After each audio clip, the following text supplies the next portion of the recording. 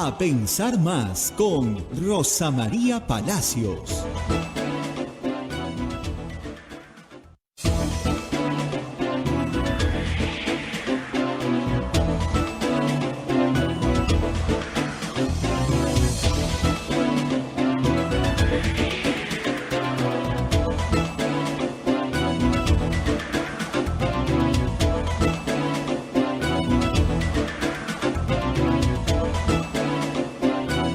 Señoras, señores, muy buenos días, bienvenidos a Pensar Más con Rosa María Palacios desde Radio Santa Rosa para todo el Perú y para el mundo.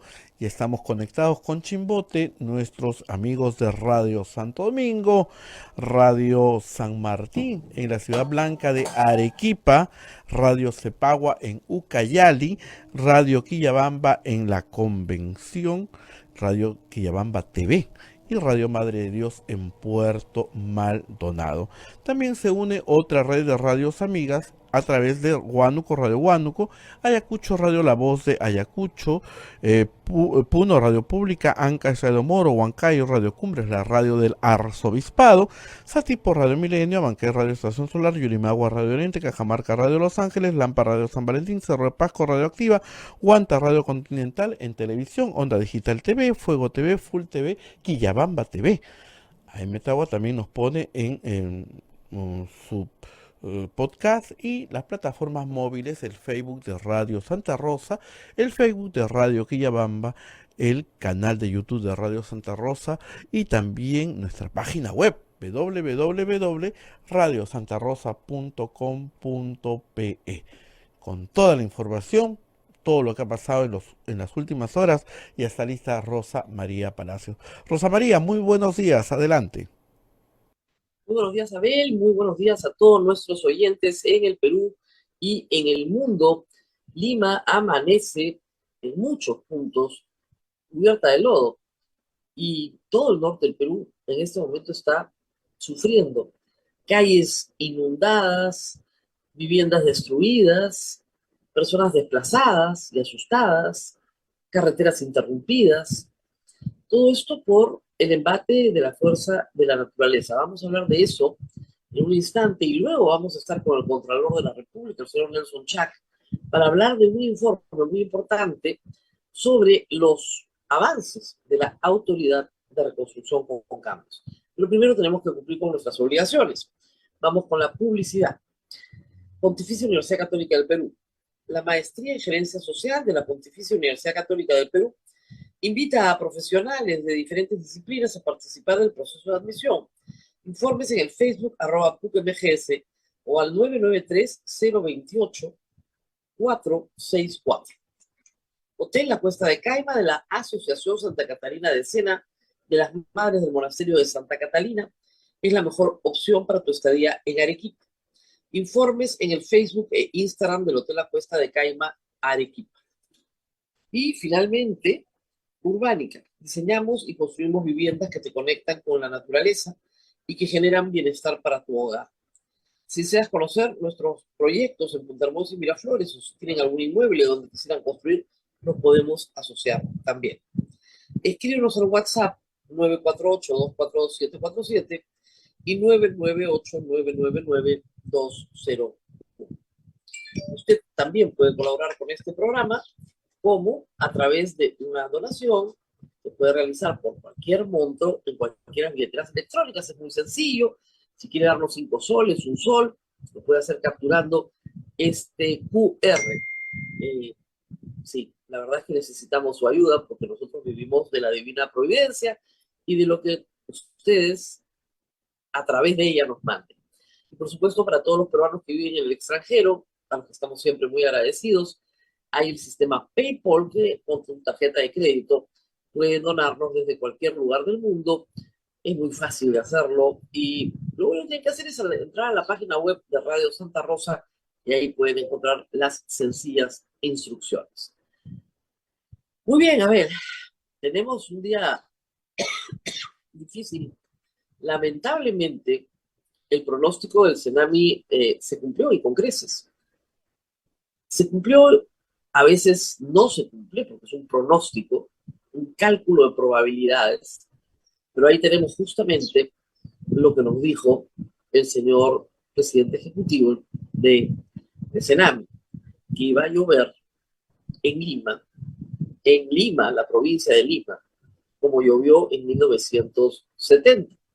Y lo que ustedes están viendo es la activación de las quebradas de Chosica, que recibieron una lluvia superior a los 17 milímetros en las estaciones de El Pedregal y la quebrada de Quiro. La quebrada de Quiro está, si ustedes están parados en Chosica, a la margen izquierda, ¿ok? Mirando hacia el este. Pero no fue la única quebrada que se activó.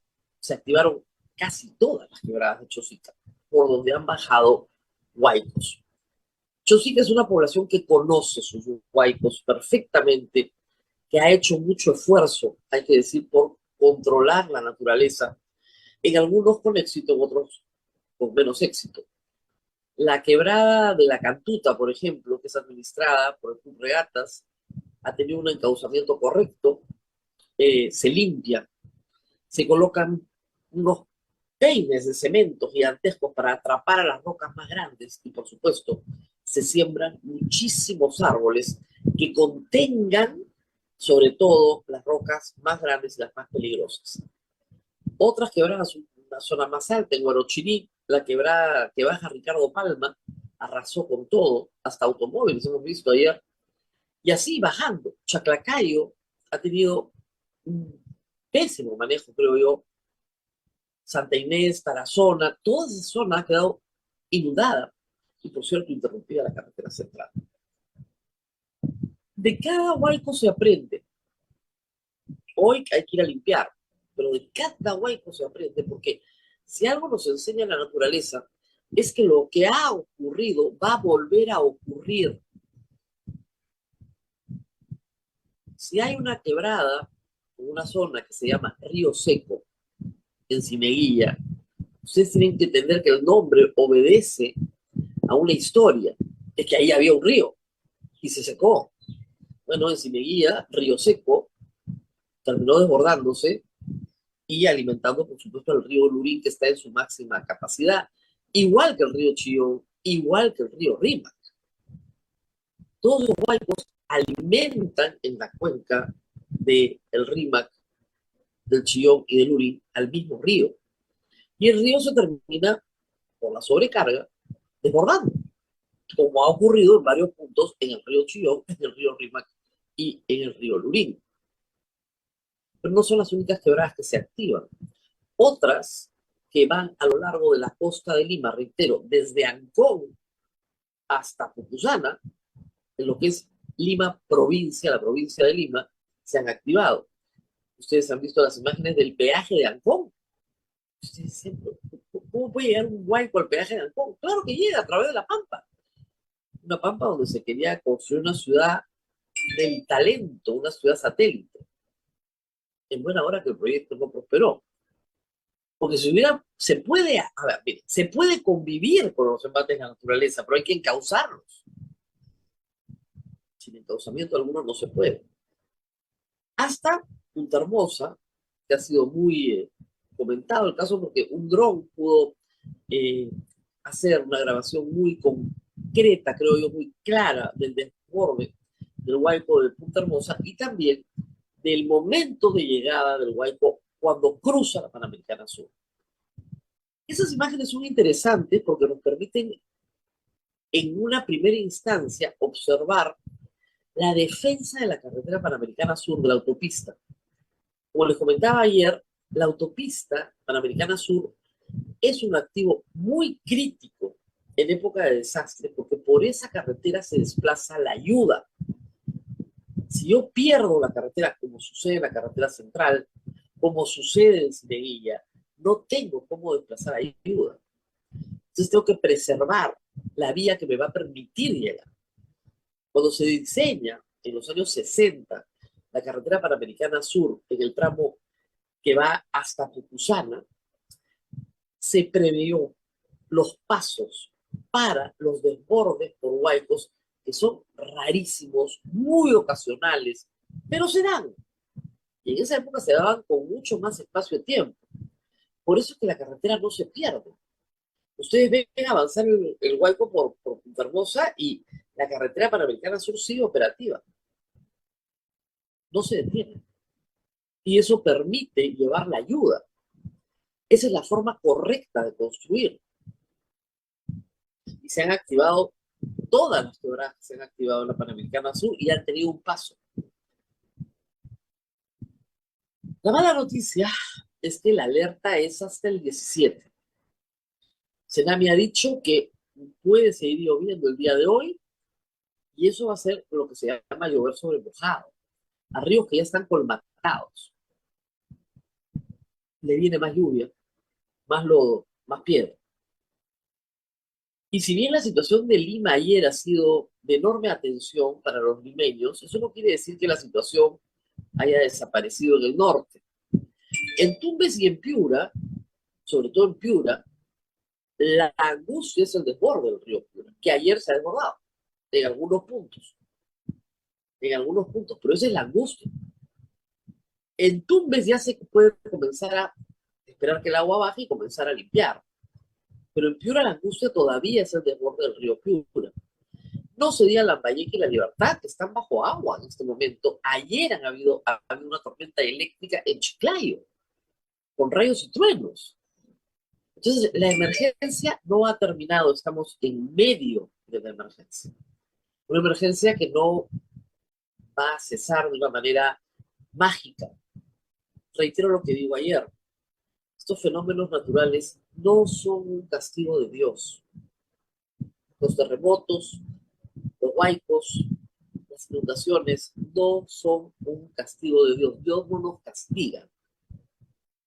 Las pandemias no son un castigo de Dios. Dios lo hemos aprendido. Para los que somos creyentes, Dios es amor. No anda castigando a los seres humanos en esta tierra. Eso quede claro. Y sí, tenemos fe en Dios, pero Dios tiene fe en nosotros también. Entonces, la acción de los seres humanos importa en la contribución del desastre, que al final termina siendo un desastre humano. Si yo construyo donde no debo, o construyo de una forma inapropiada, si no prevengo, si no me protejo, el desastre puede ser mucho mayor. Quiero agradecer a Bela muchísima gente que me ha escrito anoche por Twitter, sobre todo muchísima gente diciéndome que tomó provisiones, que previsiones, no provisiones. Bueno, también juntó provisiones, pero tomó previsiones de algún tipo, envolvió su techo en plástico, hizo un drenaje chiquito para que salga el agua, se ahorró la trapeada, digamos. Y también decir que, a pesar de todo, siguen los insultos, ¿eh? Y probablemente todos los están recibiendo en este momento. No hay cultura en el Perú y eso es donde tenemos que trabajar más. No hay cultura del riesgo, es donde más tenemos que trabajar. Y hablando de eso también, muchas personas por tener buenas imágenes, porque ahora somos una sociedad de la imagen, arriesgan sus vidas. Prefiero no tener las buenas imágenes y tener a alguien vivo, que tener las buenas imágenes y tener a alguien muerto, ¿verdad? No se acerquen a las quebradas donde hay huaicos, porque uno no sabe realmente cuál es la velocidad que tiene esa masa de lodo. Parece que avanza despacio, da la sensación que avanza como ola, como olitas que van una, otra, que van colmatando hasta que llena todo. Pero pasan a enorme velocidad y a enorme fuerza. Cruzar eso. Ayer mucha gente trataba de cruzar las calles en Chaclacayo, hay una foto que es portada en la República, ni con soga, ni con ayuda. Es preferible quedarse donde uno está y esperar. Una vez que baje el hualco, señores, anoche pedí al alcalde si leía maquinaria. O sea, no, espera hasta mañana. Contra el hualco no hay maquinaria. Una vez que bajó el hualco, ya no metes la maquinaria al río porque se va a llevar tu maquinaria al río. Tienes que esperar. Tienes que esperar que baje el caudal y una vez que baje el agua, como en cualquier batalla, una vez que no baja el polvo, uno puede ver. comenzar a hacer los cambios necesarios. Esto ha sido muy duro para muchas personas en concreto que sí han perdido todo. No se puede hablar de un desalojo. Ayer el alcalde de Lima decía que iba a desalojar a las personas. No las desalojas, las evacúas. No las castigas, ¿no es cierto? Las educas. Esa es la aproximación si queremos resultados de largo plazo.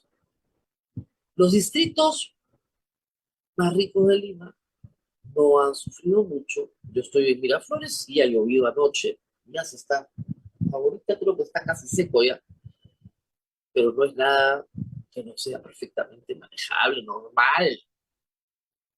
Ese no es el problema. El problema no está en Miraflores y en San Isidro. El problema es que Lima es más grande.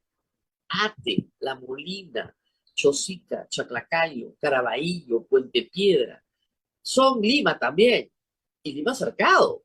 Y Lima cercado, porque el caudal del río Lima que ayer sí se salió a la altura de Hacho, causando preocupación. Y en este momento la carretera central no está transitable. Y la recomendación es que, si tiene que salir, posponga unos días su viaje, porque no se puede ir a Chosica, no se puede ir a Ricardo Palma y no se puede subir, porque se va a encontrar usted todavía con lluvia. Y en la zona más alta hacia Ticlo con nieve. Entonces espere, hay que esperar, hay que armarse de paciencia. Es desesperante, por supuesto, hay gente que tiene el lodo metido en su casa a medio metro, pero nos anuncian que puede llover hoy y puede llover mañana. Puede, va a llover, puede llover. Pero esta probabilidad siempre hay que tenerla en cuenta. A la gente que movió todas sus cosas del primer piso al segundo piso y la salvó, bien por ella. La gente que puso plástico en el techo, bien por ella. Porque tomó unas pequeñas precauciones que le van a hacer la vida más fácil los próximos días. Viene un niño global, es una posibilidad. También nos lo dijo el jefe de Senami la semana pasada, el viernes. 49% de posibilidades de que tengamos un niño global. Solo podremos saberlo en agosto. Si esto es o no es un niño costero, lo sabremos en 6 semanas, ahora en 5. Porque tiene que pasar un lapso de tiempo para entenderse el fenómeno. Ahora, desde el punto de vista de usted y del mío, que somos ciudadanos, comunes y corrientes, se llame ciclón Yaku o se llame niño costero, el Huayco baja igual.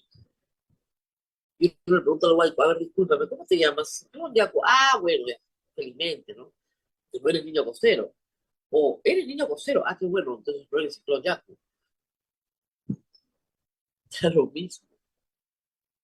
La gente tiene que tener herramientas en estas emergencias para sobrevivir, salvar su vida, su propiedad y poder seguir adelante. Se pierde mucho de infraestructura pública y privada, mucho en cada Huayco, porque se afectan colegios, se afecta infraestructura de salud, infraestructura deportiva, en fin. Y hay que volver a reconstruir una y otra vez, y una y otra vez, por el costo que eso tiene. Cuando con unas prevenciones mínimas se podría evitar. En fin, a ver, vamos a estar obviamente con el tema de las lluvias de forma permanente. Las imágenes que llegan de todo el Perú son increíbles, la verdad. No porque no hayamos visto cosas parecidas en el pasado, sino porque nos sorprende siempre que se repitan, porque son extraordinarias, no es lo ordinario.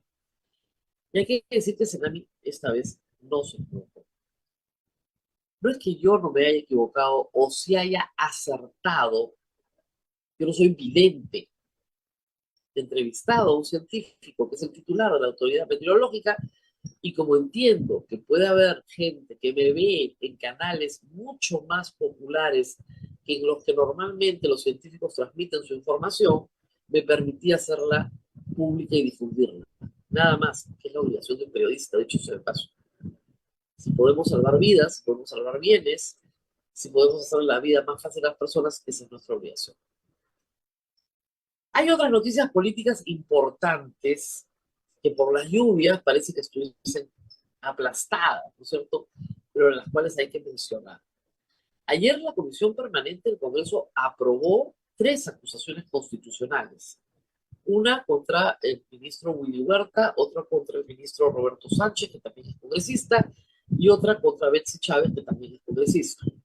Esas 3 acusaciones constitucionales eh, giran alrededor de el golpe de Estado perpetrado por Pedro Castillo. El Congreso, al aprobar estas acusaciones constitucionales de la Comisión Permanente, está listo para recibirlas en el Pleno. Si el Pleno las aprueba, lo más probable es que las apruebe, los 3 ministros pasan a ser acusados por la fiscal de la Nación ante la Corte Suprema. El mismo proceso que se está llevando contra Pedro Castillo. No sé si el juez Chequi va a acumular los procesos o no, pero es el mismo proceso. Vamos a ver cuál es la decisión del Poder Judicial, pero la acusación se hace exactamente en los términos en la que lo plantea el Congreso.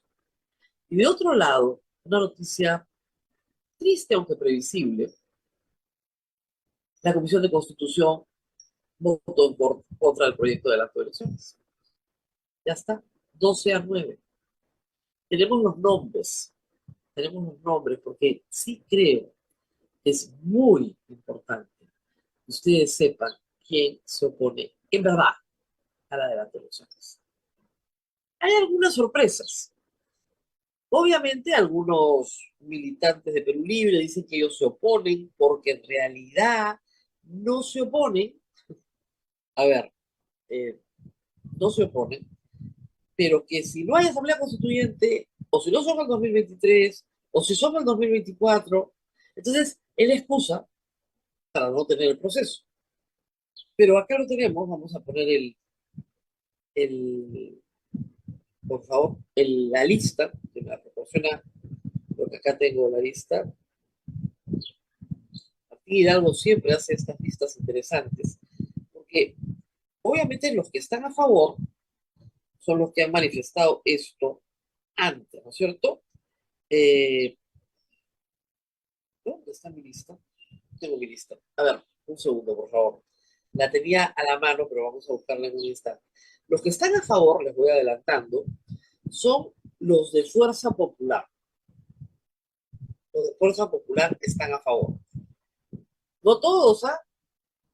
No todos, porque algunos no fueron a votar. Cosa rara. Acuérdense que es una votación que termina 12-9, pero por lo menos la mayoría de los de Fuerza Popular votaron a favor. Acá estamos. Hernando Guerra García, Alejandro Aguinaga, Arturo Alegría y Patricia Juárez a favor. Ahí está el cuadrito. Gracias. De Perú Libre, Alex Freire y Jaime Quito. Después vamos a ver qué pasó con Valdemar Cerrón. Del bloque magisterial, Germán Tacuri, Ruth Luque de Cambio Democrático Juntos por el Perú y Susel Paredes no agrupada. Ahí están los 9. Punto. ¿Quiénes votaron en contra? Lady Camones y Eduardo Salguán, de APP. En el partido donde Acuña dice que él está a favor a la adelanto de elecciones, en su Twitter, sí, el adelanto de elecciones. Más mentirosos son los de APP, qué bárbaro, Dios mío. Estos no mejoran, ¿ah? Cada vez que se comprometen con algo, hacen exactamente lo opuesto. Impresionante. Claro, ahora el señor Acuña está más ocupado porque Trujillo está bajo el agua, pero el señor Salguana y Lady Camones, que ya habían expresado esta voluntad, ojo, en contra de las elecciones. Claro, faltaba más. El señor Cabero, que pide donaciones, qué triste el video, entre paréntesis, del señor Cabero, donde pide donaciones en una plaza Bolívar donde no hay nadie. Es que ¿quién les va a donar?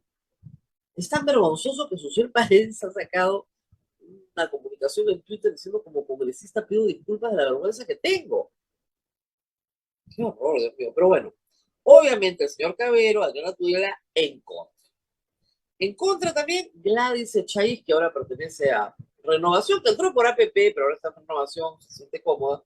Obviamente, de ninguna manera la sacan, ¿no? Y de ahí toda Acción Popular. Luis Aragón, Ilich López y Wilson Soto. Absolutamente en contra. Y acá viene la izquierda. Víctor Jutipa, de Perú Bicentenario, Valdemar Cerrón, de Perú Libre, Alex Paredes, de el Bloque Magisterial, y Hamlet Echevarría, de Perú Democrático. Los cuatro en contra. Para ser correcto, hay, digamos, 4 que pertenecen a fuerzas de izquierda a favor y 4 en contra. Si consideramos que entraron todos por la alianza que llevó a Perú posible juntos por el Perú al poder. Entonces, claro, así es imposible. No fueron a votar Marta Moyano, ni Alejandro Muñante, ni José Elías, de Podemos. Obviamente el señor Muñante iba a votar en contra de Renovación, pero el voto de Fuerza Popular de Marta Moyano hubiera sido el voto número 10. Probablemente Podemos hubiera votado, no sé, el señor Elías, pero en teoría están a favor del adelanto de elecciones, en teoría. Tampoco alcanzaban los votos. El Congreso se niega a darnos un adelanto de elecciones que pide el 88% del país y que pondría fin a una situación de conflicto gigantesco, que lo único que ha hecho es crecer en 3 meses por la incompetencia del gobierno de Dina Boluarte, que ha violado sistemáticamente derechos humanos y que no responde frente a las violaciones de derechos humanos que incluyen uso desmedido de la fuerza, asesinato, discurso estigmatizante, detención arbitraria, detención forzada, como señala, no yo, el informe en el que se le solicita sus descargos al Perú por parte del Alto Comisionado para los Derechos Humanos de Naciones Unidas. La situación no va a cambiar porque cada respuesta del gobierno es una cachetada a la población. Si la respuesta del gobierno es insultar a las madres aymaras y dejar al ministro sentado ahí, porque el ministro es la cuota SUNEDU, déjense de cosas, que esa es la verdad.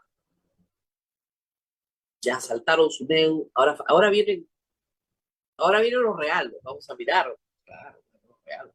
Han sido bien rápidos para la captura de la institución, ahora vamos a ver qué universidades más regalan. En fin, vamos a verlas así, y eso sí les digo, ¿eh? No hay nada como la presión popular para combatir una estafa. O sea, creen que han atrapado la institución y creen que pueden hacer el negocio. Bueno, nos encargaremos de explicarle a la gente que no matricule a sus hijos en una universidad que es una estafa, ¿no? Eso sí lo podemos hacer. Se llama defensa del consumidor, por si acaso. Por si acaso. No la van a tener tan fácil. Y por otro lado, el gobierno continúa dando medidas en medio de esta emergencia de corte clientelista. Porque al final del día se trata de, ¿no?, ganarse el cielo con las avemarías ajenas. Vamos a repartir un bono de 500 soles mensuales por 2 años para arrendamiento.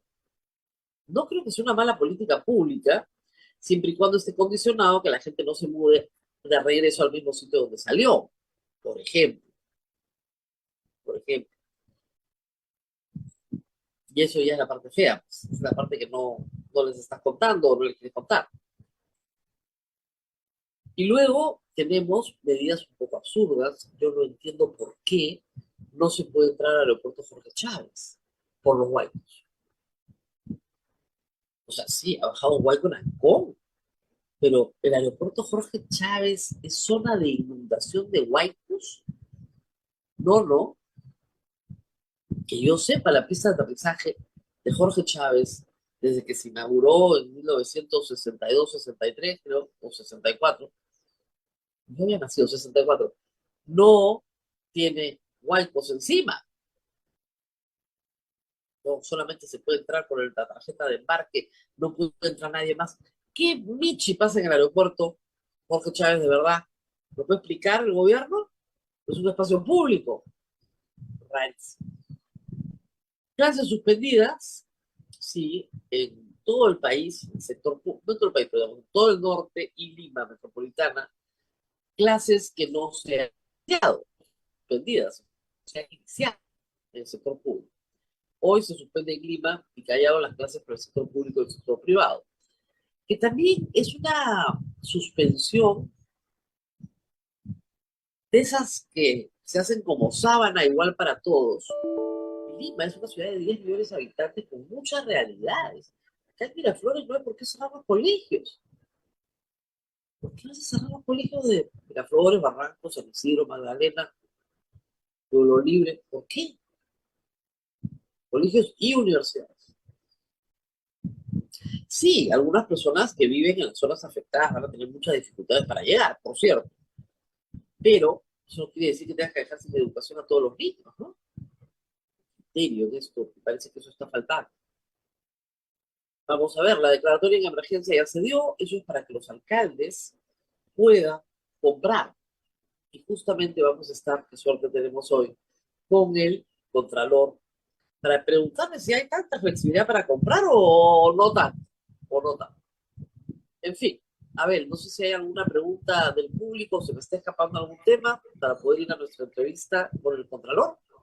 Todos los temas creo que han sido revisados, Rosa María, y lo que hay es de muchas personas gratitud porque tomaron las precauciones a tiempo, que es lo que más vale, ¿no? Y no solamente de casas, sino de instituciones como hospitales, y eso es fundamental. Yo creo que se cumplió la misión. Una mujer me escribió muy temprano esta mañana diciéndome que un pequeño centro de salud hizo que revisaran las canaletas, hizo que limpiaran el techo, que en el 2017 el techo se cayó, y esta vez el techo no se cayó. Hay gente, y yo les voy a mandar una foto de una cosa que yo he hecho, una pequeña casita que tengo en Chosica, no había tiempo para cambiar las tejas se mueven, y si abajo no tienes un buen impermeabilizante, por ahí se mete el agua y por ahí se te moja todo. Envolvimos la casa en plástico. Es chiquita, entonces plástico en el techo. Por lo menos para aguantar estas noches. Ya después se verá, pero por lo menos para aguantar estas noches. Ya les cuento, hasta que no vea el resultado, porque era en realidad una medida improvisada, con poco tiempo, con las lluvias encima. Pero por lo menos la alerta sirve para eso. La alerta te puede ahorrar mucho dinero y tiempo si es que tomas pequeñas medidas que te pueden ayudar. Y además, por algo que hay que decir también, invertir un poquito de plata en esta prevención no es plata malgastada aún cuando no tengas el daño, porque lamentablemente por el cambio climático vamos a tener estos eventos cada vez más seguidos. O sea, de 1970 hasta el 83, cuando vino el fenómeno del Niño, fueron 13 años. Ahora estamos hablando del 2017 al 2023, son 6 años. Entonces vamos a tener más recurrencia de eventos en Lima. Y si usted hace una pequeña inversión, se reúne con sus vecinos, vale la pena. O sea, en Punta Hermosa van a tener que tomar los vecinos algunas medidas, porque el Huayco está bien encauzado para que pase por debajo de la Panamericana Sur, pero una vez que entra al pueblo se abre. Bueno, ¿cómo hacemos para encauzarlo mejor? Y de repente tenemos que levantar medio metro de muro o 1 metro de muro. Y eso le ahorra a la gente que el Huayco se meta a las casas. Que es lo que ha pasado ayer en Punta Hermosa. En fin, a ver, vamos a la pausa. Así es, Rosa María, vamos a la pausa que ya está esperando nuestro invitado del día de hoy. Solamente permíteme recordar a nuestra audiencia que todos los informes de los viajes y peregrinaciones los tenemos en el teléfono 959-679-662. Y las vacantes en estos viajes los cupos, son limitados. Así que llame ya 959-679-662. Pausa y volvemos con el señor Contralor General de la República. Continuamos con A Pensar Más con Rosa María Palacios desde Radio Santa Rosa para todo el Perú. En Chimbote nos están acompañando con Radio Santo Domingo, Arequipa, Radio San Martín, Cepagua, Ucayali, Radio Cepagua, La Convención, Radio Quillabamba TV, Puerto Maldonado, Radio Madre Dios, Huánuco, Radio Huánuco, Ayacucho, Radio La Voz de Ayacucho, Puno, Radio Pública, Ancash, Radio Moro, Huancayo, Radio Cumbres, la Radio del Arzobispado de Huancayo, su tipo Radio Milenio, Estación Solar en Abancay, Radio Oriente en Yurimaguas, Radio Los Ángeles en Cajamarca, Radio San Valentín en Lampa, Radio Activa en Cerro de Pasco, Radio Continental en Guanta, en canales de televisión, Onda Digital TV, Fuego TV, Full TV y Quillabamba TV, podcast y todas las plataformas móviles. Rosa María, adelante, por favor. Y efectivamente estamos en comunicación con el Contralor General de la República, el señor Nelson Chac, para hablar de varios temas que tienen que ver con la gestión de los riesgos en el Perú y de la reconstrucción. Como ustedes saben, en 2017 el Perú sufrió en ese momento un fenómeno del niño costero. El gobierno decidió como política pública hacer un gasto realmente gigantesco en reconstrucción. Y la idea es que este gasto en reconstrucción trajera cambios para no reconstruir ni en el mismo lugar, ni en la misma forma en la que se había construido antes, de tal manera que la reconstrucción con cambios permitiera mitigar a futuro el daño. Esa era la idea.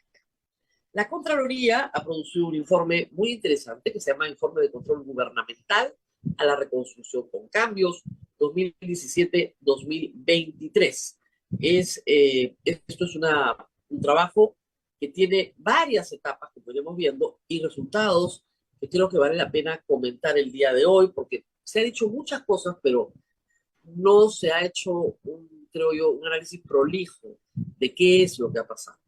Muy buenos días nuevamente, señor Contralor, y quería empezar por una pregunta que era la primera que surge. Escuchamos decir a las autoridades a veces, no se ha hecho nada, o se ha hecho muy poco.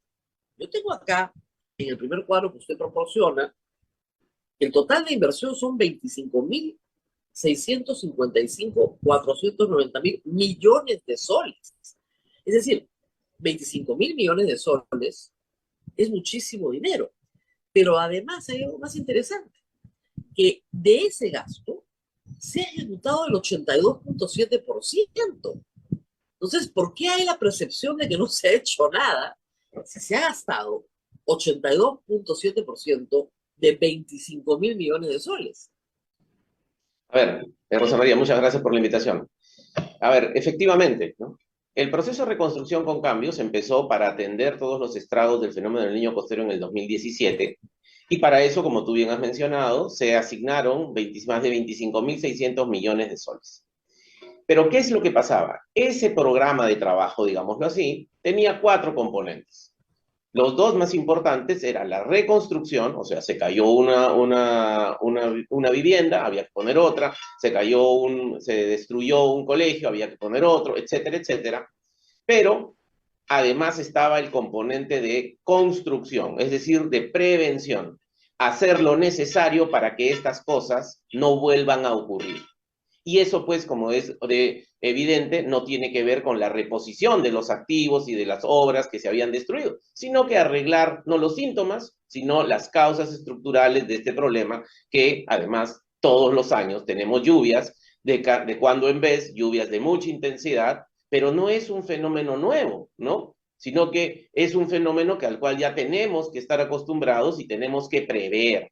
Como yo suelo decir, todos estos desastres que están produciéndose ahora en estos días, y que yo me solidarizo ampliamente con todas estas familias que están pasando todas estas situaciones tan dramáticas, es efectivamente por el ciclón Yaku, pero no es solo por el ciclón Yaku, es por la incapacidad estatal de los 3 niveles de gobierno durante muchos años de no poder solucionar estructuralmente estos problemas. Pero, si me permites, para retomar la idea, para resolver estos problemas necesitamos manejar integralmente las cuencas de los ríos, las quebradas y los drenajes. Y para eso estaba este otro componente de la reconstrucción con cambios como programa, que era construcción. Y entonces, efectivamente, se han gastado de los 25.000 millones de soles, para el número redondo, se han gastado 21.000. Y se han hecho obras. Mira, fíjate que cuando se diseñó ese plan, allá en el 2017, que tuvo muchas precariedades técnicas, se establecieron como 12.000 intervenciones. De ellas, 9.000 eran de la reconstrucción, para reponer los activos y las obras de educación, salud, agricultura, vivienda, etcétera, que se habían deteriorado. Pero de esas, ya haciendo un análisis más adecuado, eso se ha empaquetado en 7.000 proyectos. Rosa María, de los 7.000 proyectos, casi el 90% está ya contractualizado. El 80% está ya en ejecución. Hay casi 5.000 obras que ya se han terminado. Claro, yo tengo acá, problema. eso es lo que a mí me llamaba la atención, para que la gente entienda. Acá tengo número de proyectos y actividades en etapa previa y con buena pro es 792. En recepción construido, 4.934. O sea, hay un total de 6.948, que es el total general del número de proyectos y actividades. Entonces, faltan 792. A los gobiernos regionales le faltan 61 y al gobierno central le falta un poco más. Entonces, Claro. ¿por qué tenemos esta impresión de que no se ha hecho nada? Claro, lo que pasa es que lo que no se ha hecho prácticamente nada es de lo que soluciona el problema para evitar que se vuelva a presentar esta situación. Es por eso de que yo he sostenido de que la reconstrucción con cambios como proceso no ha funcionado. Porque evidentemente después de 6 Ahora, años, ya quítale uno del COVID, después de 5 años... Pero a ver, ¿no? Contralor, si usted me dice que se han hecho casi todas las obras que tenían que hacerse, que lo que falta es de los 25.000 millones, gastar 4.000 millones. Y no, no termino de entender por qué no funcionó. Te explico. Cuando se crea la reconstrucción con cambios, se asignan 25.000 millones sobre la base de un plan que estaba muy mal estructurado, porque la información respecto de cuánto costarían todas estas inversiones no era muy precisa, ¿no? Entonces, ¿qué es lo que ha pasado? Lo que se ha desarrollado es el componente de construcción, ¿cierto? Pero el otro componente, para los cuales tenían que se necesitaba en ese momento estimado de manera muy referencial 5.000 millones de soles, eso era la solución de las 17 ríos, las 7 quebradas, las 5 quebradas, los 7 drenajes, y eso es lo que no se ha hecho. ¿Por qué razón? Ahora, esa es la razón por la que si ahorita tú preguntas, perdón, disculpa para terminar la idea, si tú preguntas, ¿cuánto cuesta el programa total de la reconstrucción con cambios? Te van a decir que cuesta 50.000 millones de soles. ¿Por qué? Porque efectivamente eso, lo que se ha hecho es, digamos, la primera parte y no la segunda, por decirlo de alguna manera. No es que falten 4.000 millones de 25.000. Yo digo, bueno, algún impacto tiene que tener si he gastado 21.000 millones. No, cuesta 50.000 millones el programa. Así es. Ese es el tema. Así es. Y por lo tanto, cuando se hizo este programa, no se tenía pues toda la información, pero a lo largo de los últimos años, esa información debió generarse. En otras palabras, para que quede claro, sí se ha hecho la reconstrucción, no los cambios, pero sí la reconstrucción. Entonces, las escuelas, las postas médicas, las comisarías, las vías de comunicación, todo eso se ha repuesto del 2017 a hoy. En ese sentido, sí ha habido una reconstrucción. Lo que falta es el cambio. El cambio, ¿y cuáles son las obras centrales de ese cambio que no han podido realizarse? Bueno, justamente, ¿no? Hablando más propiamente, ¿no? En el caso de los cambios, se han habido cambios también, porque han hecho mejor infraestructura a la que han repuesto. Pero como tú bien dices, el cambio que uno esperaba es que esto se solucione de manera integral para no estar en esta situación como en el día de hoy. ¿Y cuáles son esos cambios? Eso justamente era manejar integralmente las cuencas vinculadas a estos 17 ríos, a estas 5 quebradas y a estos 7 drenajes. Y para eso se convocó justamente luego de cambiar la estrategia, porque esto empieza, recordarás, como recordemos cómo fue. Se constituye una unidad, una autoridad que lo que hace es coordinar y financiar, ¿no? Y por lo tanto, ahí vienen las complicaciones, porque ya sabemos que el diagnóstico básico de las capacidades de gestión de los gobiernos regionales y locales es pues muy precario. Y por tanto, si yo sé que el problema está en la capacidad de ejecución, yo no necesito un coordinador y un financiador en realidad, yo lo que necesito es un ejecutor. Y es por eso que Ahora, durante el año se dividió, 2017, pero 18, vamos 19, por partes, se dividió al principio obras de carácter nacional y ahí están reflejadas, o sea, lo que le correspondía al gobierno nacional, gobierno regional, gobierno provincial y distrital. Se bajó, ¿no es cierto?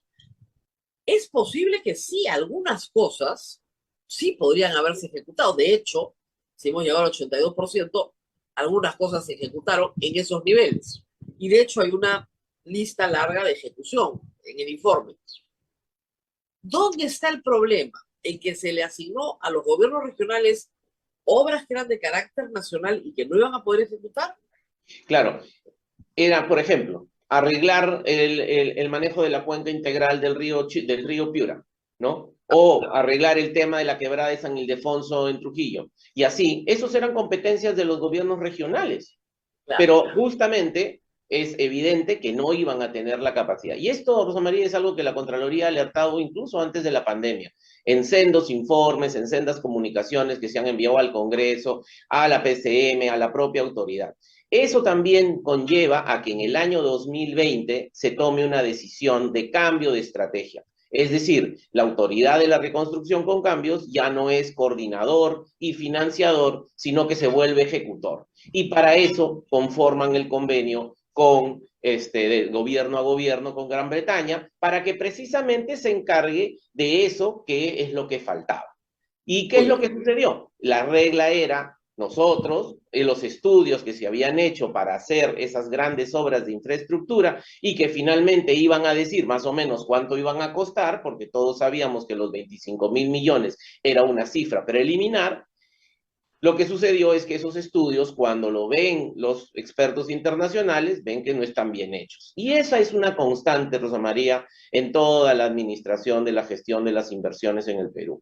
Uno Sobre de todo los las más grandes, principales ¿no? problemas, exactamente, ¿no? Uno de los principales problemas es que no hay buenos estudios, ¿no? Entonces, los expedientes técnicos están mal hechos y eso genera muchos problemas vinculados a la ejecución de las inversiones. Hay ampliaciones de plazo, ampliaciones de monto, todos los problemas que conocemos porque el estudio original está mal hecho. Y entonces, ¿qué pasó? En este caso, los ingleses lo que hicieron fue efectivamente revisar esa información y dijeron, no, con esto no podemos construir, así que hay que volverlas a hacer. Y entonces en eso estamos. Es por eso de que ese componente que arreglaría la situación, que va a costar alrededor de los otros 25.000 millones, en realidad va a costar como 20, ¿no? Es lo que recién se está haciendo. Okay. Tiene un Ahora, nivel de en esta etapa, lo que sabemos es que este trabajo de gobierno a gobierno, porque además el Reino Unido a su vez contrata expertos, muy bien, eso es lo que le encargamos al Reino Unido que contrate expertos, ya produjo lo que tenemos, ya produjo el estudio técnico para poder hacer ya, digamos, la licitación para otorgar la buena prueba. O sea, ya estamos en la etapa en que el estudio técnico ya existe. Y eso finalmente sí es una buena noticia, porque por lo menos ya existe y podemos avanzar en una obra que demorará una ejecución probablemente de 2 o 3 años, porque no se hace, ese control de cuenta acá no se hace tan rápidamente. Por lo tanto, hay esperanza, o sea, no estamos en el plan de que acá se acaba el mundo, no, hay una esperanza y de que eso se reproduzca, como dice usted, en los ríos más importantes, como es la quebrada, todas las quebradas del río La Leche, que de nuevo se volvió a desbordar, la quebrada de San Ildefonso, y en fin, los lugares más críticos. Porque yo siempre digo, obra pública bien hecha, sí hay en el Perú, muy buena, de gran calidad. Entonces, la Panamericana Sur sigue funcionando. Los huecos pasan por debajo. Así es. Porque se hizo bien. Entonces, sí es posible hacer las cosas bien. Ante esto, ahorita vamos a ir a la otra pandemia que se llama corrupción, porque acá está en este informe todo el problema de corrupción, pero quería preguntarle su opinión sobre crear una nueva autoridad nacional de infraestructura, cuando el problema no es la nueva autoridad. ¿Vale la pena en realidad? Sí, a ver, Yo lo que he sostenido es que efectivamente es necesario repensar la forma como se hace las inversiones públicas en el Perú, sobre todo aquellas importantes y grandes, ¿no?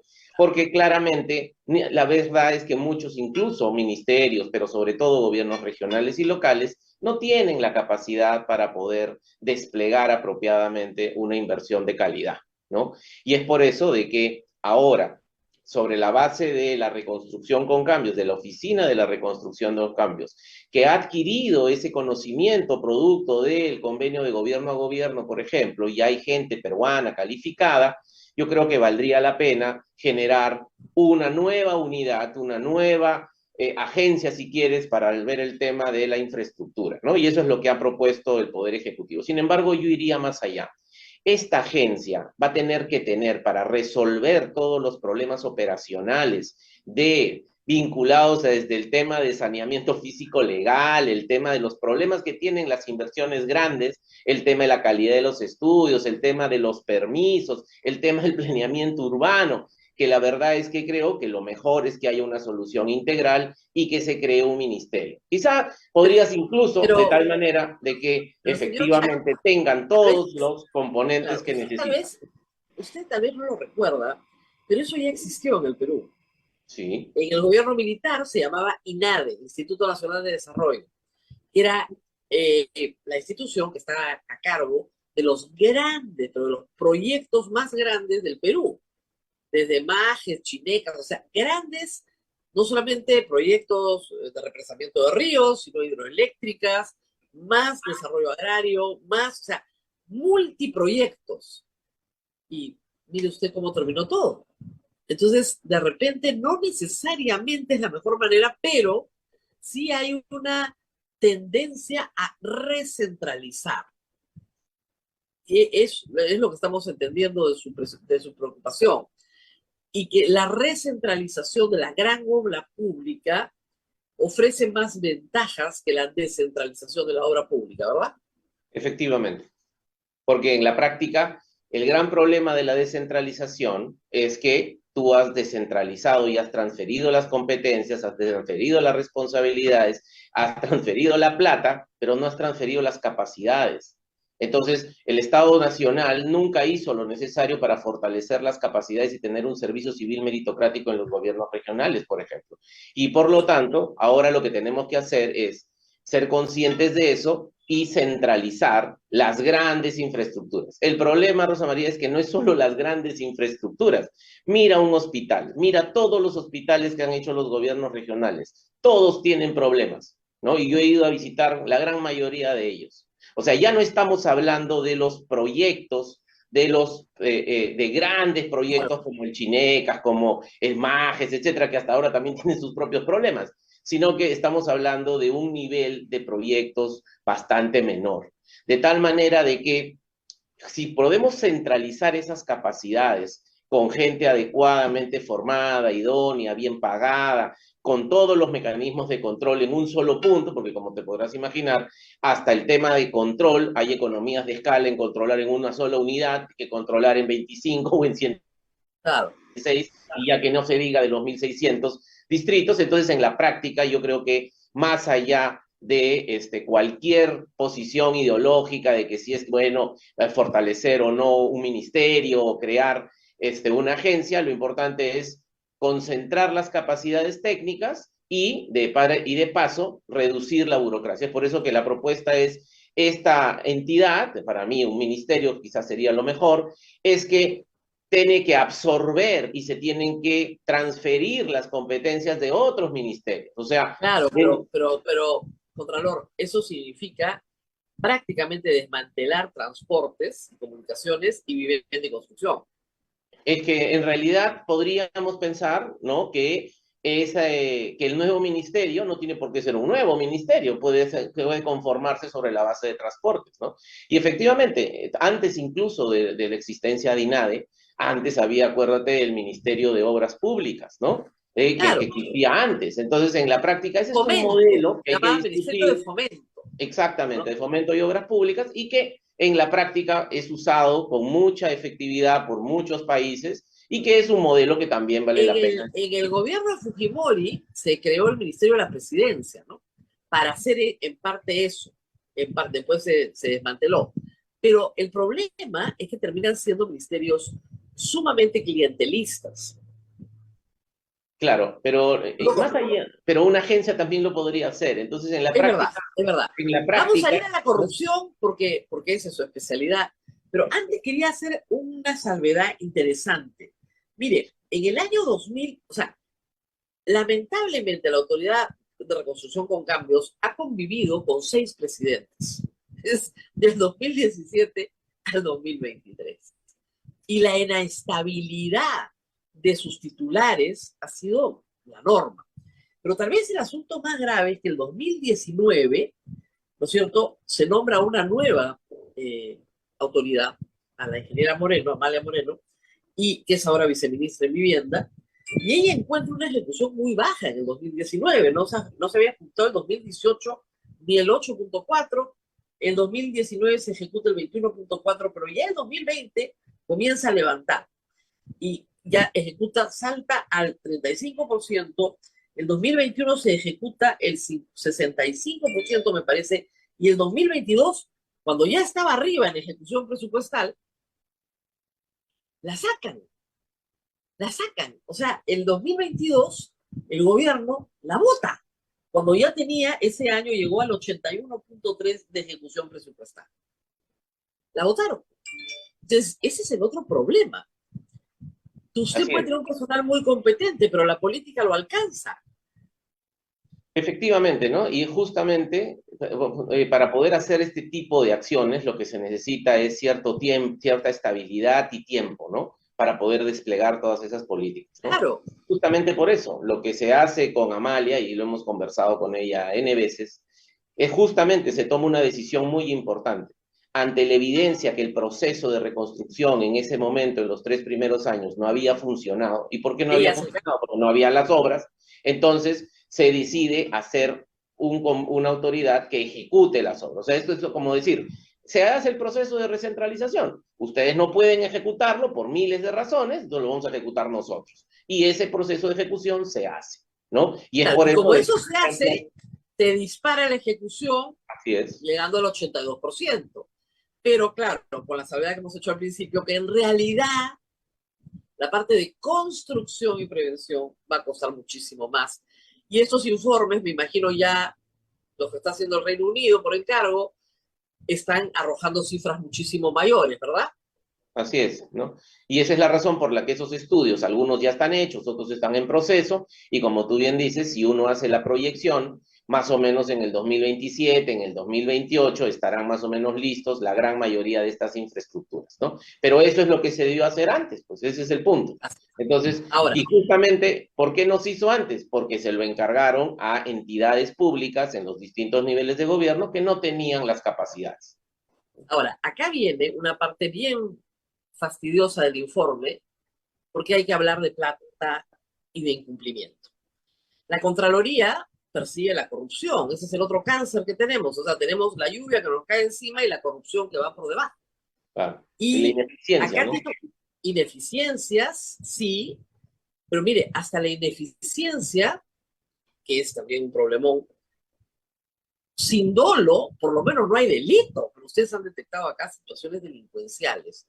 Entonces, por ejemplo, han tomado varios casos para que la gente entienda cuáles son las fallas en aspectos de su vida cotidiana que ahora no entienden por qué no se han hecho. Incumplimiento del expediente técnico y trabajo de fuera de plazo en rehabilitación de las calles de Tumbes. Que esa es una obra local, que ¿por qué no se puede hacer localmente? Bueno, tiene problemas. Voy a leer algunas. No garantizan continuidad de la creación de defensa ribereña en el río Zarumilla. El río Zarumilla y la defensa ribereña era central en esto. Presencia de interferencia en las obras del río Piura que aumentan el riesgo de desbordes. El río Piura se está desbordando esta hora, eso ya lo sabemos. Advertimos modificación y deficiencias en la construcción de dique en el río Piura. Dique que sí se construye, pero que se construye mal. ¿No es cierto? Y que hay que volver a hacer. Obra de descolmatación del río La Leche. Incumplió especificaciones técnicas y pone en riesgo a pobladores. Ya se salió el río La Leche. O sea, esto está clarísimo. Obra para controlar, perdón, el caudal del río Saña, no coincide con el diseño aprobado y no evitará la inundación, dado que Saña se ha inundado, como ustedes saben, ancestralmente. Es algo que uno ya debería saber. Muy bien. Ausencia de personal afecta adecuado control técnico y calidad de obras para defensa ribereña del río Chicama. Deficiencias técnicas en el encauzamiento de la quebrada exponen a población ante efectos de fenómenos naturales. Esto también es en Trujillo. Y así. Entonces, y dos más, que ustedes han señalado como las más importantes. Aprobaron expediente para defensa ribereña del río Lacramarca sin participación de profesionales. Eso es un misterio, ¿cómo puedes aprobar eso? Y finalmente, deficiencias y pagos indebidos en obra de defensa ribereña por más de 24 millones en Casma. Así es, Rosa María. Esos son ejemplos simplemente ejemplos que además ustedes, yo entiendo que han hecho este informe hace 2 o 3 días cuando todavía no sabían que es exactamente acá donde se ha desbordado el río, donde el agua ha entrado. Estamos hablando de Trujillo, estamos hablando de Casma, estamos hablando de Lambayeque, el río La Leche, el Piura, y estaba detectado. De hecho, Rosa María, fíjate, ¿cuántos informes hemos hecho en la Contraloría desde que empezó la reconstrucción con cambios? Hemos hecho más de 5.800 informes.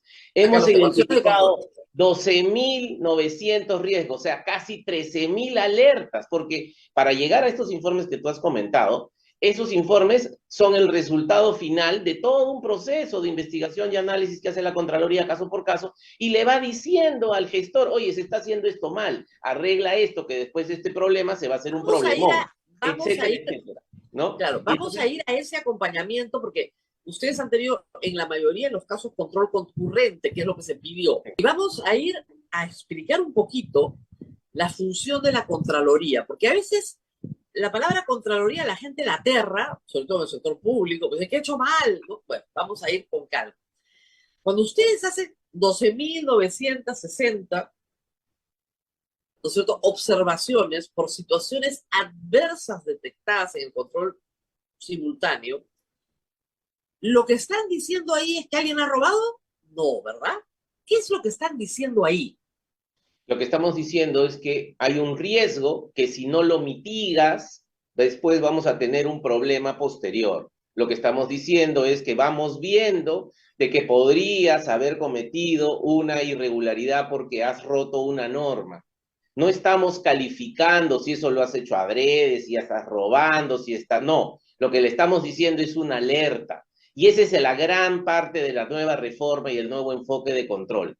La Contraloría tiene 93 años de existencia y esencialmente toda su vida desde hace 4 o 5 años antes, desde hace 4 o 5 años que empezó la reforma, ha hecho control posterior. ¿Qué es control posterior? Para que nos entendamos, para que tu audiencia nos entienda mejor, es haz la carretera, hazla como tú puedes, hazla sola. La Contraloría la ve después. Y después si encuentras... Y es aterrador, porque la veo después y te meto preso. Así es, porque si encuentras irregularidades, la carretera ya va a estar mal hecha, seguramente han robado, y entonces en ese caso van a perseguir a los culpables. O sea, el control posterior tiene un enfoque naturalmente punitivo. Punitivo, absolutamente punitivo. Como yo suelo decir, ¿para qué vamos a seguir llorando sobre la leche derramada? Hay que evitar que se derrame, y para eso necesitamos un control más proactivo, más preventivo, ¿no? Pero evidentemente no es función de la Contraloría arreglar los problemas.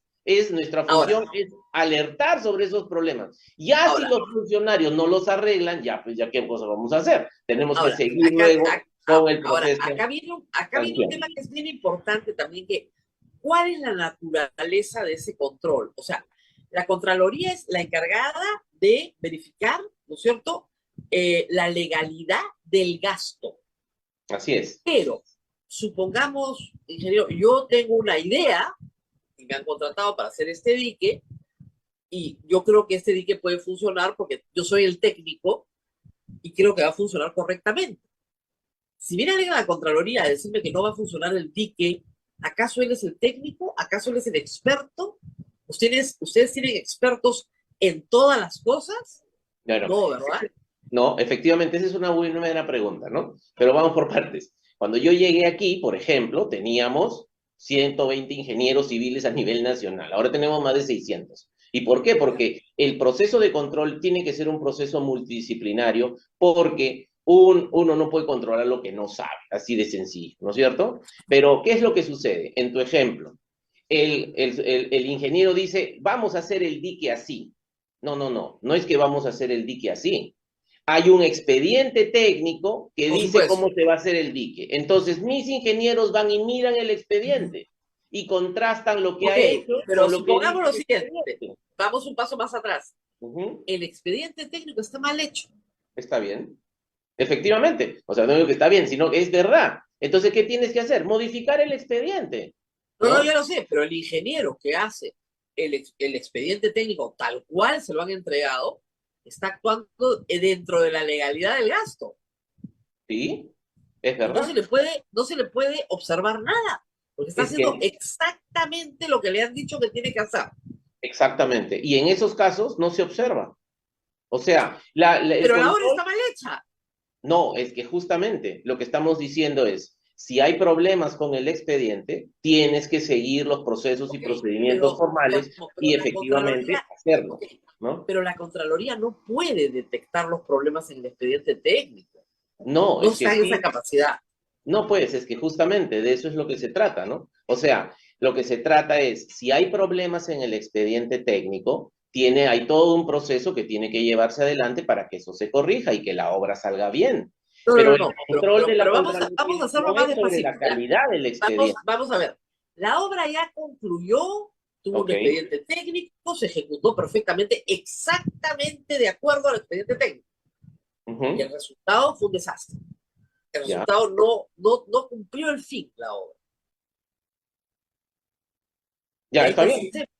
No, pero justamente, ¿no? Ahí Sí, La ahí la Contraloría no puede, Contraloría legalmente no va a poder decir nada, no va a poder imputar exactamente. responsabilidad, porque lo que han hecho es hacer lo que tienen que hacer. Ahora, la responsabilidad ahí va a ser ya no de una naturaleza administrativa, civil, penal, porque se ha hecho todo lo que se tenía que hacer. Ahí lo que cabe es para empezarse a preguntar qué pasa con la calidad de la gestión y el desempeño, pero eso no puede ser llevado a que por eso te van a procesar, ¿no? Claro, Lo pero que eso sí ya está escapa. mal Lo que hay que decir es que el control de la Contraloría tiene es de límites legalidad. también. Por Tiene un supuesto, límite, es el ¿no? límite de la legalidad. Y cuando Nada hablamos de la más. legalidad, es de todo el cuerpo jurídico normativo asociado a que efectivamente esa obra cumpla con su finalidad, se lleve a cabo de manera transparente, no sobrevalorada, etcétera, etcétera, etcétera, ¿no? Pero justamente, ¿no? Han habido casos, como tú mencionas, en donde se ha roto esa legalidad y no solamente se ha roto la legalidad, sino ha habido dolo y ha habido intención y entonces, evidentemente, Ahora, ahí la yo Contraloría ha le voy a observado. decir que para el gasto que se ha ejecutado ya, más de 21.000 millones de soles, y la cantidad de obra pública que se ha hecho, más de 4.900 proyectos, el número de responsables me parece bajo, ¿eh? Para el Perú. Y tenemos Claro. acá como resultado, en responsabilidad penal, 715 personas. Es bien bajo, ¿no? Claro, lo que sucede es que, a ver, nosotros no hemos visto todas las obras bajo el control que se han hecho en la reconstrucción con cambios. Solamente hemos ¿Por visto qué? 1.500 obras. ¿Por qué? Porque 1.500. evidentemente, claro, más o menos 1.500. Sobre esas hemos intervenido, ¿no? De las Ah, que ok. ahorita están en 7.000, ¿no? Pero en la práctica, ¿por qué? Porque no podemos intervenirlo todo. Además, tampoco tiene mucho sentido, ¿no? Porque fíjate, más de la mitad de las obras son obras bien chiquitas, que cuestan Ah, menos de 1 millón de soles, ¿no? claro. Entonces Entonces, también hay que hacer un análisis costo-beneficio porque el control también cuesta. Entonces, en la práctica, esos 845 personas, digamos, con responsabilidades efectivamente, ¿no? Si quisiéramos saber, tener una aproximación al total, habría que hacer una extrapolación, ¿no? Pero por eso es, tres. claro, Es- eso es lo que hemos hecho, eso es lo claro, que ahorita concretamente se han identificado los perjuicios, ¿no? claro, vamos a mirar. Tenemos 993 con responsabilidad administrativa y 69 con paz, que no sé qué es, pero Ajá. 200, ¿perdón? Sí, el PAS es el procedimiento administrativo sancionador. Como tú bien Ah, sabes, ya. un funcionario puede tener responsabilidades administrativas, civiles y penales. Es que antes se llamaba PDR, pero me lo han cambiado. ¿Ya? Y el civil, 207 y 715 con responsabilidad penal. Ahora, que esas 715 reciban una sanción sancionatoria, eso ya no depende de la Contraloría tampoco. Exactamente, Depende porque la Contraloría lo que del hace es sistema le eleva, se lo envía al sistema de justicia, a la Procuraduría, a la exactamente. Fiscalía, al Poder Judicial, donde corresponda, y en el caso de las responsabilidades administrativas, se lo envía a la entidad que corresponda para que adopte las medidas disciplinarias que considere pertinentes. Lo que dice Paz, eso sí, nosotros lo procesamos. O Eso sea, sí. a través del procedimiento administrativo sancionador, entonces esos funcionarios pues van a llevar todo su proceso, su debido proceso, etcétera, y podrán ser absueltos o inhabilitados de la función pública, ¿no? Muy bien. Ahora, viendo todo esto, ya entendemos exactamente qué es lo que está pasando con el programa. No se trata de demoler el programa, se trata de apuntalar el programa para que termine de hacer lo que tiene que hacer, a ver si se controlan las cuencas de los ríos, que es como decía usted, el problema central. No solamente la reconstrucción, sino el cambio. Pero viene una nueva etapa, porque cada vez que hay una desgracia, viene una nueva etapa. Y se han emitido normas de declaratoria de emergencia de varias provincias, distritos del país. Lo que la gente no entiende es que esto en realidad es una habilitación para el gasto. Así es. Explíquenos, por favor, esto. O sea, ¿qué tan habilitado queda un alcalde para gasto público para el cual no estaba habilitado? A ver, como todos sabemos, los procesos de contratación en el Estado son complejos y se demoran. Entonces, en la emergencia, justamente de lo que se trata es liberar de todos esos procedimientos formales para que se produzca una compra directa. ¿Eso qué quiere decir? Que la típica compra que tenemos que hacer, por ejemplo, no le podemos comprar a alguien que no es proveedor del Estado. Ahora sí podemos. No podemos comprarle a alguien que nunca ha tenido contrataciones con el Estado y no tiene experiencia. Ahora sí podemos. No podemos comprar a alguien que efectivamente sin un proceso de selección, ahora lo podemos comprar. O sea, podemos comprar a dedo, sí se puede comprar a dedo. Dice, va a ser a este proveedor porque ese es el que tiene y lo que necesitamos es poder disponer rápidamente, ¿no? Es decir, se han flexibilizado todos esos procedimientos. A ver, por ejemplo, yo soy alcalde, Uh-huh. necesito, me doy cuenta porque lo que tengo es alquilar 10 motobombas. Las necesito hoy. Mañana hoy. Así ¿Lo es. puedo hacer? Sí, alquílelas. Pero para alquilarlas necesitas tener la plata, porque después vas a tener que pagarlas, ¿no? Y esa plata también. Hay una disposición en la ley de presupuesto que permite que hagas modificaciones presupuestarias en tu presupuesto, porque ahorita no hay nada más urgente que atender la emergencia, ¿no? Ya perdimos la etapa de prevención en muchos casos, ahora estamos en la respuesta a la emergencia, después vendrá la rehabilitación y después vendrá la reconstrucción. Los procesos que se flexibilizan están en los 3 primeros, o sea, pueden alquilar, alquilen, ¿no? ¿Y cómo van a alquilar? Rápidamente, sin ningún proceso de contratación. No es que hay que pedir cotizaciones, no. Si conoces al proveedor que tiene las motobombas, contrátaselas. Ahora, Contralor, esto que nos dice es muy importante porque puede llevar ayuda muy rápido.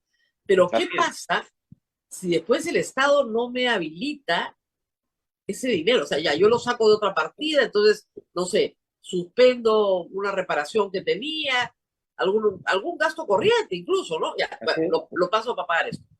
Y después no me habilitan ese pago, ¿qué hago?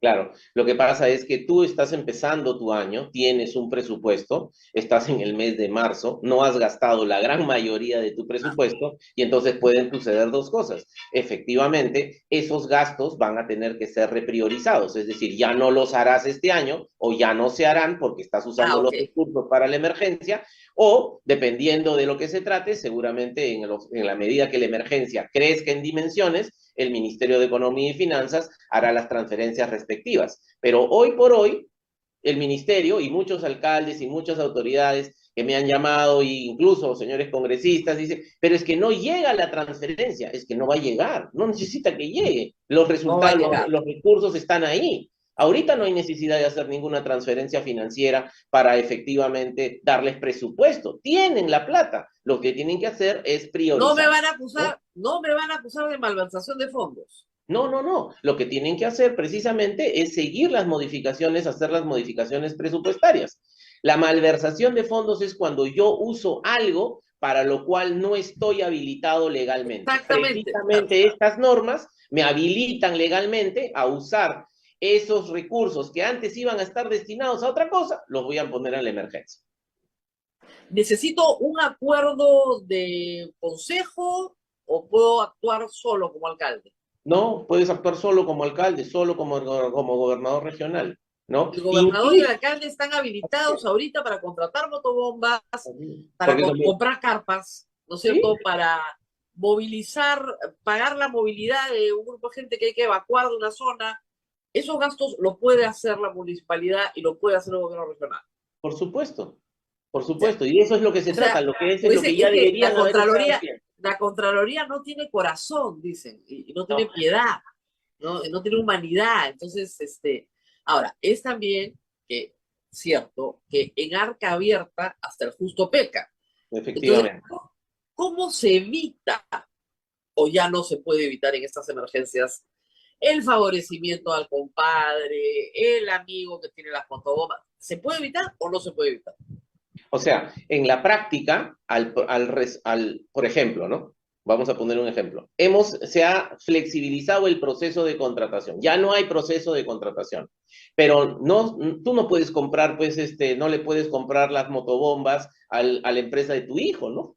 Siendo alcalde. No. Porque, entonces, no es que pueden hacer lo que quieren. Entonces, siempre se puede controlar lo esencial y es por eso que la Contraloría ahora está desplegando una serie de acciones para justamente, por un lado, junto con el Ministerio de Economía y Finanzas, sacar una serie de disposiciones y de orientaciones, porque, Rosa María, el gran problema es las capacidades de gestión de los gobiernos regionales, y regresamos a lo mismo, no son las más adecuadas. En Cristiano, no saben cómo operar en emergencia, ¿no? Peor aún, que acaban de entrar los nuevos gobernadores regionales, nuevos alcaldes. Junto con ellos, por lo que estábamos conversando, como no hay un servicio civil de carrera, mucha de la administración también ha cambiado. Y entonces en la práctica ahora no saben qué hacer.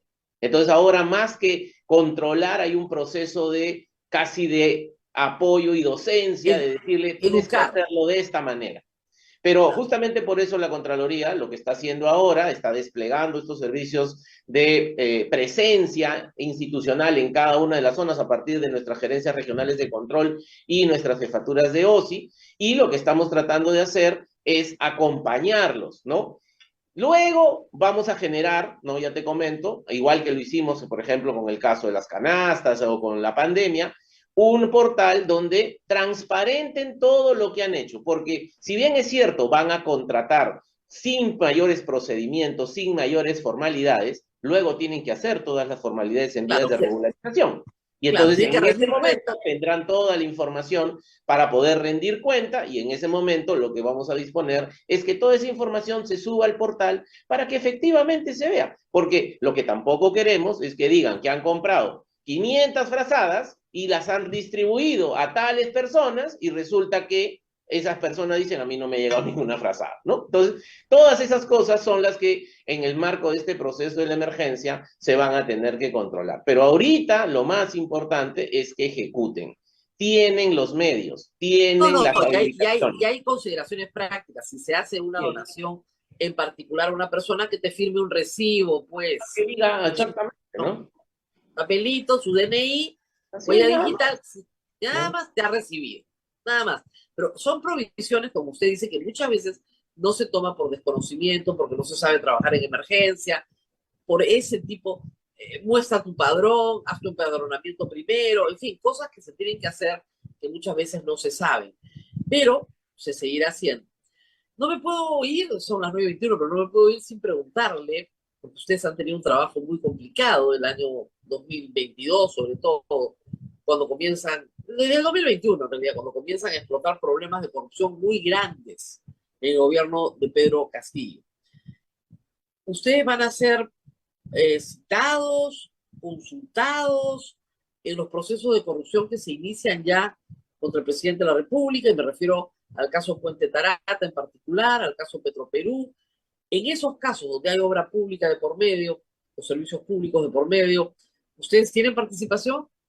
Sí, hemos tenido participación en la configuración de las famosas carpetas fiscales porque justamente los informes de la Contraloría han proveído información valiosa, además de que nosotros ya hemos procedido en el marco del PAS a procesar e inhabilitar a los funcionarios públicos que han estado vinculados a todas esas contrataciones y a esos procesos, pero, digamos, estamos en estrecho trabajo con el Ministerio Público. O sea, normalmente cada vez que hay un acto de corrupción en el sector público, el informe de la Contraloría es un insumo fundamental para que el fiscal pueda seguir con sus investigaciones y de esa manera llevarlos a juicio, según corresponda a todos estos malos funcionarios, pero también a los privados, ¿no? Porque en la práctica, como tú bien sabes, no hay corrupto público sin corruptor privado, pero la Contraloría no hace nada con el sector privado. Pero el problema es que el contrato sigue. Sí. O sea, los contratos con las empresas chinas siguen ejecutándose. Efectivamente, sí. O sea, eso es un problema gravísimo. Todos sabemos que hay corrupción y sin embargo el contrato continúa. Yo no estoy en contra de que los contratos se terminen. Por Dios, estamos en el Perú repletos de contratos sin terminar en arbitrajes perpetuos, ¿no es cierto? Ahí están todos los hospitales de los que hablábamos al principio. Pero sí me hace un poco de ruido que contratistas internacionales obtengan contratos en el Perú sobornando funcionarios. El contratista internacional se va, cambia de titulares, ¿no es cierto? Y continúa contratando con el Estado.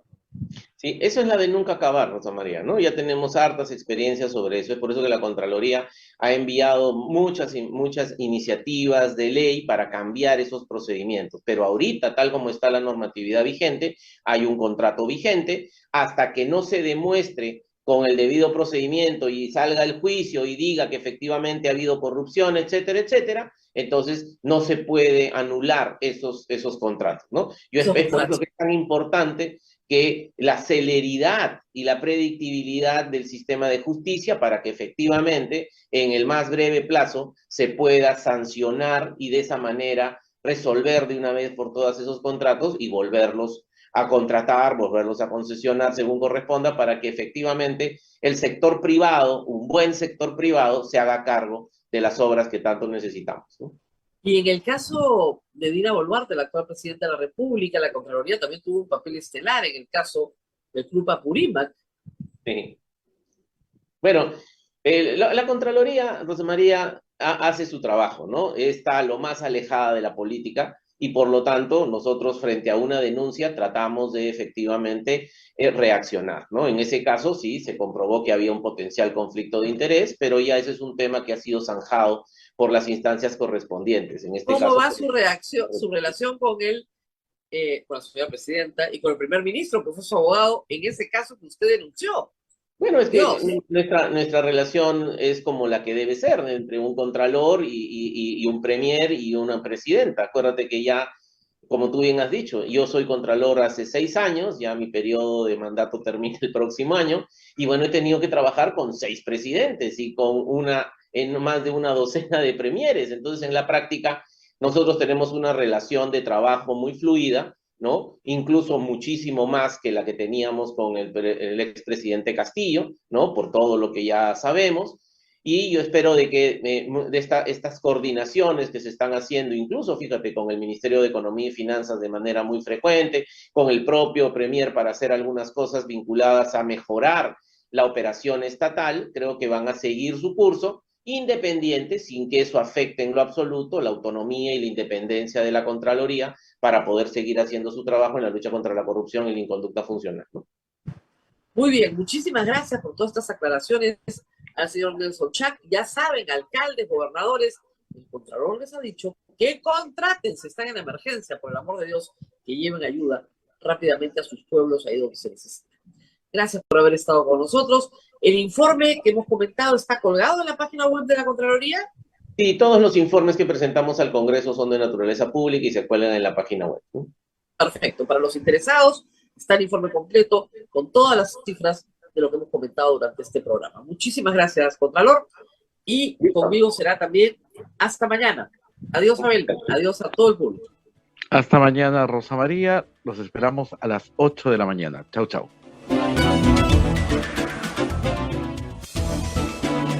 Hasta aquí, A Pensar Más con Rosa María Palacios.